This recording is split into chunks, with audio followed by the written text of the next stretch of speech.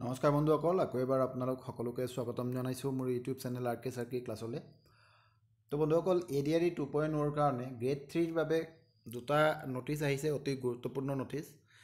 এটা হ'ল আপোনাৰ গ্ৰেড 3ৰ স্কিল টেষ্ট, মানে কম্পিউটাৰ স্কিল টেষ্ট আৰু ষ্টেনোগ্ৰাফি টেষ্ট, এই দুয়োটাৰ কাৰণে জাননী দিছে অফিচিয়েল ৱেবছাইটত।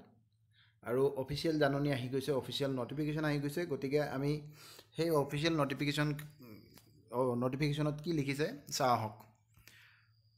তো চাওক, আপোনালোকৰ এইটো এটা নটিচ যোনটোত লিখিছে computer skill test under state level recruitment commission for class 3 post, যোনটো কম্পিউটাৰ স্কিল টেষ্টৰ কথা ইয়াত কৈছে। তো ইয়াত লিখিছে যে পেপাৰ 3 আৰু 4ৰ কাৰণে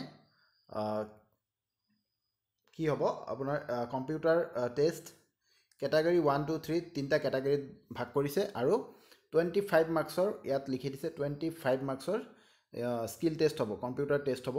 তো এইটো এটা যিসকলৰ অলপ হ'লেও কনফিউজন আছিলে, সেই কনফিউজনটো ইয়াত ক্লিয়াৰ হ'ব। 25 মাৰ্কছৰ হ'ব, তিনিটা কেটাগৰী বনাই দিছে। কেটাগৰী চাব পাৰে ইয়াত, কেটাগৰী 1, কেটাগৰী 2 আৰু কেটাগৰী 3।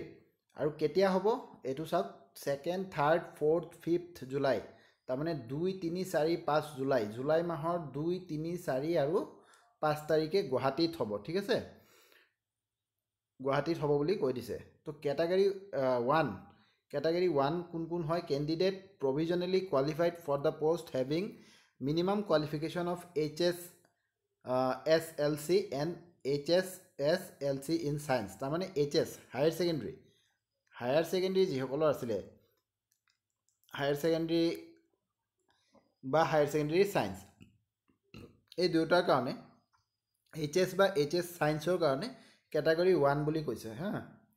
কেটাগৰী 2 কাৰ কাৰণে কৈছে? কেটাগৰী 2 হৈছে candidates provisionally qualified for the post having minimum qualification bachelor degree, যিসকল অনলি ডিগ্ৰী, এটা আছিলে কি HS, এটা আছিলে ডিগ্ৰী, এটা আছিলে ডিগ্ৰী উইথ কম্পিউটাৰ। গতিকে কেটাগৰী 2 হ'ব কোনটো? যোনটো কি অনলি ডিগ্ৰী আছিলে বা বেচেলাৰ ডিগ্ৰী আছিলে। আৰু কেটাগৰী 3ৰ কাৰণে আছে, কেইবাটাও আছে, চাই ল'ব পাৰে। Candidates provisionally qualified for the post having minimum qualification of bachelor degree with computer certificate diploma or minimum 6 months, minimum 6 মান্থছৰ কম্পিউটাৰ ডিপ্ল'মা বা কম্পিউটাৰ চাৰ্টিফিকেট থকা যিসকল আছে with bachelor degree from a recognise institute and or bachelor degree in library science, যিসকলৰ library ছায়েন্সত আছিলে তেওঁলোকৰো with computer certificate diploma in of minimum 6 months duration from recognise institute. তাৰমানে ইয়াত bachelor degree with computer plus bachelor degree in library science with computer, এইখিনিক 3 number কেটাগৰীত ৰাখিছে। তো চাব পাৰে কি কি আহিব। যেনেকৈ আমি আগতেই কৈছিলোঁ, কেইবাবাৰো কৈছিলোঁ যে তিনিটাই বস্তু আহিব, সেইটো হ'ল MS Word, MS Excel আৰু MS PowerPoint। বিকজ এই তিনিটাক মিলাই পেলাই MS অফিচ বুলি কোৱা হয়, আৰু যিহেতু আপুনি যিকোনো এটা অফিচত গৈ পেলাই কাম কৰিব, গতিকে এই তিনিটাই দৰকাৰ, MS Word, MS Excel আৰু MS PowerPoint।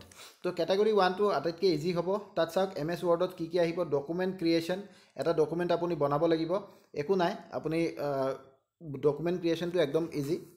ঠিক আছে, ডকুমেণ্ট ক্ৰিয়েশ্যনটো কৰিলে বেচিক ফৰ্মেটিঙত কি কি আহিব আপোনাৰ?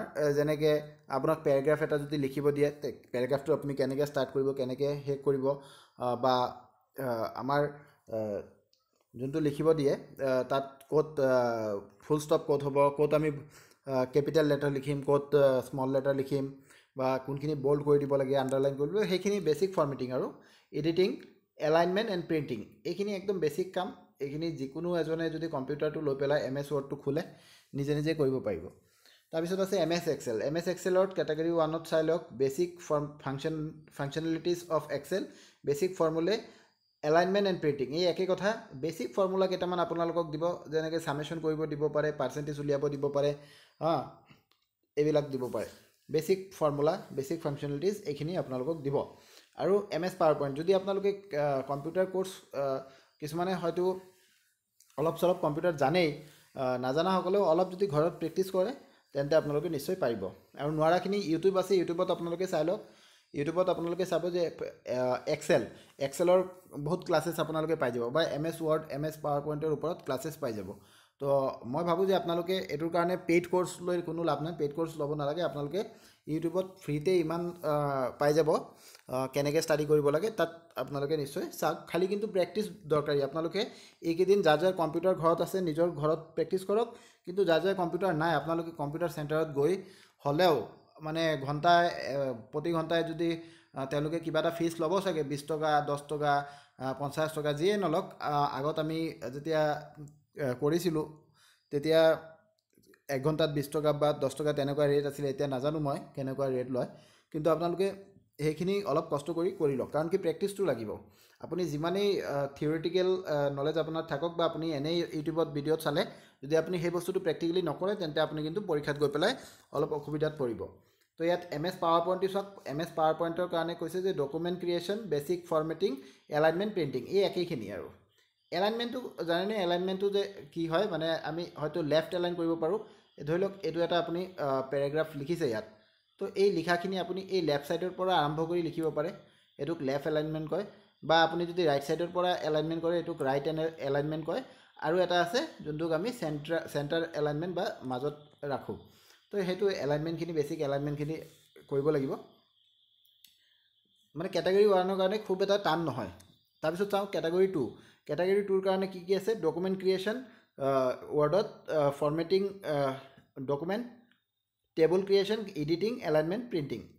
সেই অলপ আৰু মানে এই কেটেগৰী 1তকৈ কেটেগৰী 2ত অলপ মানে লেভেলটো অলপ হাই কৰিছে। যেনেকৈ ইয়াত টেবল ক্ৰিয়েশ্যনৰ কথা কৈছে, টেবল ইনচাৰ্ট কৰিব লাগিব, টেবল এডিট কৰিব লাগিব। তো এইখিনি আৰু খুব এটা টান নহয়। MS এক্সেলৰ কথা কৈছে যে intermediate level formatting, intermediate formulae, conditional maths and validation, alignment and printing. অলপ আপোনালোকে এইখিনি চাব লাগিব। তাৰপিছত আছে MS পাৱাৰ পইণ্ট। পাৱাৰ পইণ্টত document creation, intermediate formatting, alignment and printing. ঠিক আছে। ইয়াত এটা ভাল কৰিছে যে চিলেবাছটো একদম খুব ধুনীয়াকৈ তেওঁলোকে চিলেবাছটো ইন ডিটেইলছ দি দিছে। গতিকে আপোনালোকে যেনেকৈ লিখিছে তেনেকেই আপোনালোকে গৈ পেলাই ইউটিউবত চাৰ্চ কৰি সেইটোৰ ওপৰত প্ৰেক্টিচ কৰক। কাৰোবাৰ লেপটপ আছে যদি লেপটপত কৰক, ডেস্কটপ থাকিলে ডেস্কটপত কৰক, নাথাকিলে আপোনালোকে কম্পিউটাৰ চেণ্টাৰত গৈ পেলাই কৰক, কিন্তু কৰিব লাগিব। এইকেইটা দিন আপোনালোকে পাইছে, জুলাইত পৰীক্ষা হ'ব। গতিকে জুন মাহটো আপোনালোকৰ হাতত আছে। যোনে যোনে পাছ কৰিছে এইবাৰ, মই ক'ম যে যোনে যোনে এইবাৰ ৰিটেনটো প্ৰভিজনেলি ক্লিয়াৰ কৰিব পাৰিছে তেওঁলোকে নিশ্চয় জানিছে যে কিমান কম্পিটিশ্যন, হয়নে? ADREত কিমান কম্পিটিশ্যন হৈছে আমি সকলোৱে দেখা পাইছোঁ। গতিকে যদি আপুনি পাছ কৰিছে এইটো এটা ডাঙৰ চান্স আপোনাৰ কাৰণে আহিছে। এই চান্সটো আপুনি হাতৰ পৰা এনেই যাব নিদিব। এই 1 মাহ আছে, 1 মাহটো আপুনি কষ্ট কৰিলে আপোনাৰ হাতত এটা চাকৰি আহিব। গতিকে এই 1 মাহটো কামত লগাওক, মই বাৰে বাৰে কৈ আছোঁ। এতিয়া কেটেগৰী 3 যোনটো আছিলে কি কম্পিউটাৰ ডিপ্ল'মা বা ডিগ্ৰী থকা বা চাৰ্টিফিকেট থকা, তো তেওঁলোকৰ কাৰণে অলপ কঠিন হ'বই নিশ্চয়। কিন্তু যিহেতু তেওঁলোকে কম্পিউটাৰ আগত কৰিছে, চাৰ্টিফিকেট আছে, গতিকে তেওঁলোকৰ কাৰণে ইমান কষ্ট হ'ব নালাগে। তো কি কি আছে ইয়াত চাওক। কেটেগৰী 3ৰ কাৰণে MS ৱৰ্ডত আছে document creation and editing, detail formatting, references, table creation, editing, creating numbered or bulleted list and modifying characters, alignment, printing. অলপ কেইটামান এক্সট্ৰা বস্তু তাত সোমাইছে। তেনেকৈ আপুনি এক্সেলত চাওক detail tables, detail formulae, formatting and printing, pivoting, lookup methods, using chart wizards, etcetera. তাৰপিছত আপোনাৰ আছে MS পাৱাৰ পইণ্টত document creation, detail formatting, table chart, alignment and printing. এই গোটেইখিনি আপোনালোকৰ চিলেবাছ, আপোনালোকে ভালদৰে এইখিনি চাব। ন'টিছখন নিশ্চয় আপোনালোকে পাইছে। যদি পোৱাও নাই তেন্তে ইয়াৰ পৰা আপুনি স্ক্ৰীনশ্বট মাৰি ৰাখি দিব পাৰে। এতিয়া চাওক, এই পৰীক্ষাটোৰ কাৰণে যোনটো হ'ব 2 তাৰিখৰ পৰা আৰম্ভ হ'ব, সকলোৰে একেটা দিনত নপৰে। গতিকে শ্বিফ্ট ৱাইজ হ'ব বা ডে ৱাইজ বেলেগ বেলেগ ডেট মাতা হ'ব। তো যেতিয়াই আপোনাৰ পৰে সেইটো আপুনি এডমিট কাৰ্ডত গম পাব। আৰু সেই এডমিট কাৰ্ডটো আপুনি উলিয়াব পাৰিব কেতিয়া? এডমিট কাৰ্ডটো উলিয়াব পাৰিব আপোনালোকৰ 25 জুন 11টা বজাত। 25 জুন দিনৰ 11টা বজাত আপুনি এই sevaonline.org এই ৱেবছাইটটোৰ পৰা এডমিট কাৰ্ড নিজৰ উলিয়াব পাৰিব। ঠিক আছে। আৰু এটা কথা মনত ৰাখিব, এইদিনা কিন্তু আপোনালোকৰ স্কিল টেষ্টৰ লগত আপোনালোকৰ ডকুমেণ্ট ভেৰিফিকেশ্যনো হ'ব। বহুতৰে মই দেখিছোঁ এইটো কনফিউজন আছে, বাৰে বাৰে সুধি আছে যে ডকুমেণ্ট ভেৰিফিকেশ্যন হ'বনে নাই। ডকুমেণ্ট ভেৰিফিকেশ্যনো হ'ব, স্কিল টেষ্টৰ লগত আপোনালোকৰ ডকুমেণ্ট ভেৰিফিকেশ্যনো হ'ব। গতিকে আপোনালোকে তেনেকেই ডকুমেণ্টছখিনি ৰেডি কৰি থাকক। ঠিক আছে। এডমিট কাৰ্ডত আপোনালোকক ধুনীয়াকৈ কৈ দিয়া হ'ব, কিন্তু বা নটিচ আৰু আহিব পাৰে, কিন্তু আপোনালোকৰ ডকুমেণ্ট ভেৰিফিকেশ্যনো সিদিনাখনেই হৈ যাব।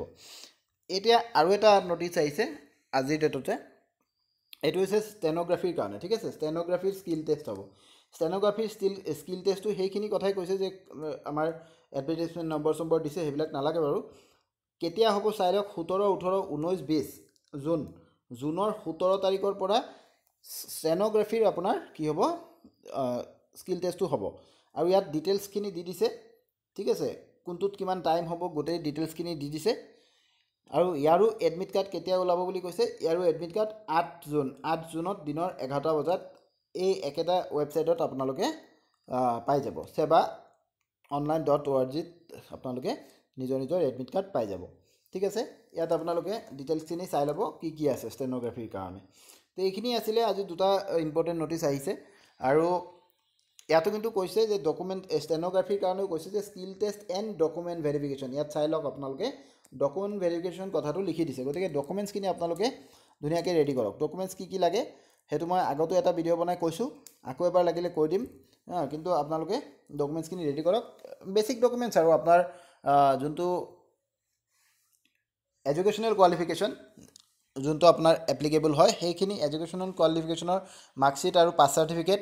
যদি আপোনাৰ ইউআৰ কেটাগৰী হয় তেতিয়াহ'লে কাষ্ট চাৰ্টিফিকেট নালাগে, বাকী কেটাগৰীৰ কাৰণে কাষ্ট চাৰ্টিফিকেট লাগিব। দেন আপোনাৰ এমপ্লয়মেণ্ট এক্সচেঞ্জৰ যোনটো ৰেজিষ্ট্ৰেশ্যন চাৰ্টিফিকেট আছে সেইখন লাগিব। আপোনাৰ এটা ভেলিড ফটো আইডেণ্টিটি প্ৰুফ যেনেকৈ পেন কাৰ্ড, আধাৰ কাৰ্ড, ভোটাৰ আইডি এইবিলাক লাগিব। তাৰপিছত আপোনাৰ যদি কম্পিউটাৰ আছে কম্পিউটাৰৰ চাৰ্টিফিকেট লাগিব। ষ্টেন'গ্ৰাফি থাকিলে ষ্টেন'গ্ৰাফি চাৰ্টিফিকেট লাগিব। এইখিনি আছিলে বেছিক ডকুমেণ্টছ। তাৰ উপৰি দুই এটা থাকিব পাৰে, সেইখিনি বাৰু ডিটেইল ভিডিঅ'ত আপোনালোকক জনোৱা হ'ব, বা আগতো মই এটা ভিডিঅ' বনাই জনাইছোঁ, সেইটো চালেও আপোনালোকে নিশ্চয় গম পাব। তো এইখিনি আছিলে আজিৰ ভিডিঅ'টোত। ধন্যবাদ।